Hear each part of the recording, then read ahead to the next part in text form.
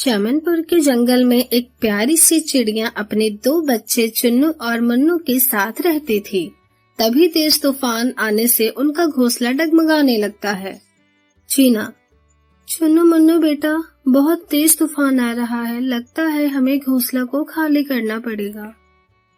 चुन्नू, पर माँ, अगर हम कहीं और जाएंगे तो हमें तूफान से चोट लग सकती है।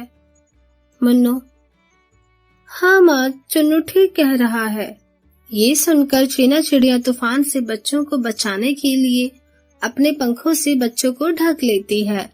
कुछ देर बाद तूफान थम जाता है, पर उनका घोंसला बेहद ही कमजोर हो जाता है, जिससे घोंसले का एक एक तिनका गिरने लगता है।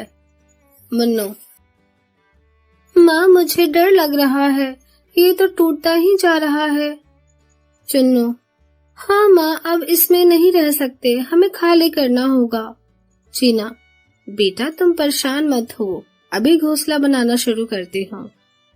ये सुनकर चीना चिड़िया एक घास और तिनके को ढूंढकर घोंसला बनाना शुरू कर देती है।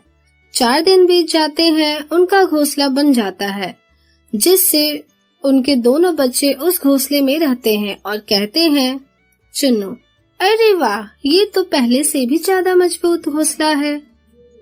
चीना, हाँ चुन्नू बेटा। मन्नू, माँ, मुझे भूख लगी है, कुछ खाने को लाओ, सुबह से कुछ नहीं खाया। चीना, माफ करना बेटा, घोंसला बनाने के चक्कर में आज तुम्हें खाना देना ही भूल गई।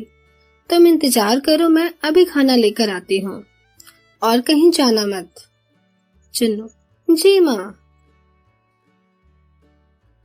ये कहकर चीना चिड़िया एक सेब के पेड़ के पास पहुंचती है।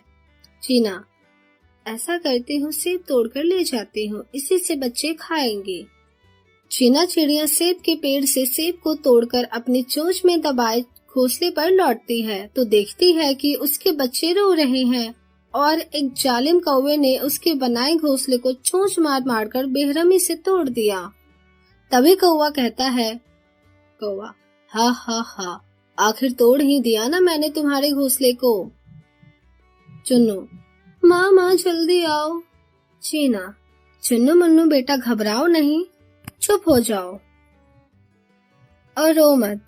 तुम्हारी हिम्मत कैसे हुई मेरे घोंसले को तोड़ने की?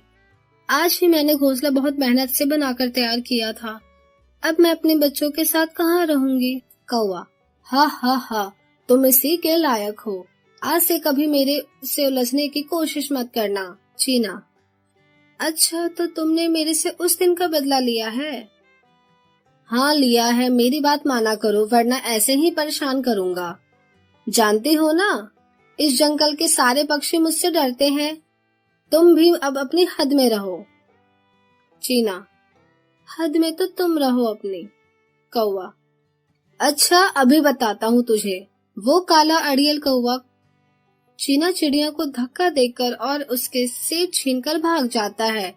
उसी दौरान चिड़िया के सर पर चोट आ जाती है और कहती है, चीना, आ अड़ियल कौवा, तूने मेरे बच्चों के साथ जो किया है और मेरे घोंसला तोड़ा है, उसके लिए मैं तुझे कभी माफ नहीं करूंगी। चुन्नू, माँ तुम ठीक तो हो ना?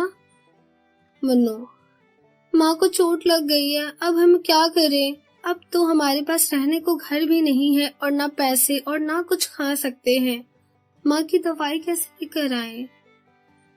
चीना, बच्चे तुम फिक्र मत करो, मैं ठीक हूँ, इतनी चोट नहीं लगी, पर मुझे समझ नहीं आ रहा अब हम कहाँ रहेंगे। बिना घोंसले के तो हम बेसहारा हैं और खाने को भी कुछ नहीं है, हे भगवान मेरी मदद करो। चीना चिड़िया की रोती आवाज सुनकर एक परी उसके सामने आती है और कहती है, परी क्या हुआ, तुम रो क्यों रही हो? परी के पूछने पर चीना चिड़िया अपनी आप बीती कौवे की हरकत बताती है, जिसे सुनकर परी का दिल पिघल जाता है और वो कहती है, परी, उस कौवे ने तुम्हारे साथ जो किया है वो गलत किया है, इसलिए मैं तुम्हें ये जादुई घोंसला दे रही हूँ, इससे तुम्हें खाना मिल सकता है और जो भी तुम्हें परेशान करने की या गलत इरादे से इस घोंसले को छुएगा या तोड़ेगा उसे सबक भी मिलेगा। चीना, शुक्रिया परी, क्या सच में? अब ये जादुई घोंसला मेरा है। परी, हाँ, अब तुम जितना चाहे अपने बच्चों को खाना खिला सकती हो और इस घोंसले में से। ये कहते हुए परी गायब हो जाती है और चुन्नू कहता है, चुन्नू, माँ मुझे भूख लगी है, इस जादुई घोंसले का प्रयोग करो ना। चीना, हाँ बेटा, हे जादुई घोंसला मेरे बच्चों को खाना प्रदान करें। चीना के ये बोलते ही उस घोंसले में से रोशनी आती है और उसे खाना प्रकट हो जाता है, जिसे देखकर चुन्नू कहता है, अरे माँ, ये कितना सारा अच्छा खाना मिल गया हमें जादुई घोंसले से।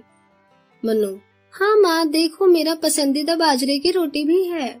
इस जादुई घोंसले की वजह से अब हमें कभी खाने की कमी नहीं होगी, इसलिए बच्चे जी भर के खाओ। इस तरह से चीना चिड़िया और उसके बच्चे को जब भी भूख लगती थी तो वो उस जादुई घोंसले से मांगकर खाया करते थे, और कोई भी पक्षी उनके घोंसले को नुकसान पहुंचाने की कोशिश करता तो वो उस घोंसले से करंट खाकर हमेशा के लिए भाग जाया करते थे।